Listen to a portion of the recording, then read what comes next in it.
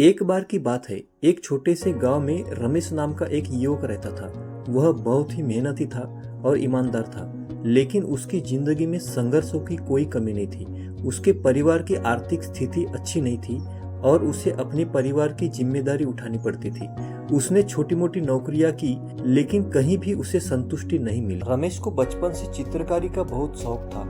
जब भी उसे समय मिलता वह अपने पुराने कागजों पर चित्र बनाता, लेकिन आर्थिक तंगी के कारण वह इस शौक को कभी आगे नहीं बढ़ा सका।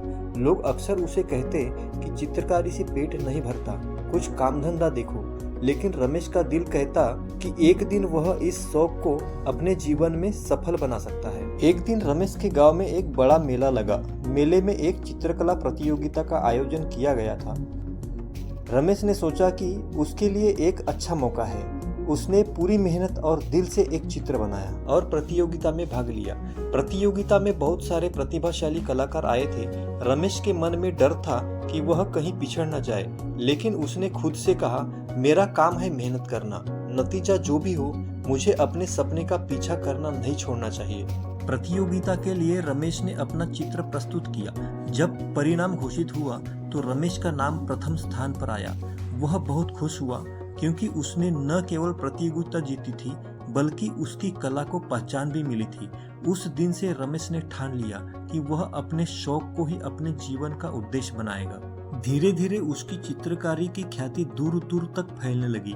उसे बड़े शहरों से काम के ऑफर आने लगे। उसका जीवन बदल गया और उसने अपने परिवार की आर्थिक स्थिति को भी सुधार लिया। रमेश की कहानी हमें यह सिखाती है कि अगर अपने सपनों के प्रति समर्पित हैं और कठिनाइयों के बावजूद हार नहीं मानते, तो एक न एक दिन सफलता आपके कदमों में होगी। समाज चाहे कुछ भी कहे, अगर आप में अपने सपनों को साकार करने की जिद है तो सफलता निश्चित है। हर कठिनाई का सामना धैर्य और विश्वास से करना चाहिए, क्योंकि असली विजेता वही होता है जो चुनौतियों का डटकर सामना करता है। रमेश ने अपने विश्वास, मेहनत और सपनों के प्रति अडिग रहकर सफलता प्राप्त की और यह साबित किया कि अगर हम अपने दिल की सुने और मेहनत करें तो किसी भी मंजिल को पाया जा सकता है।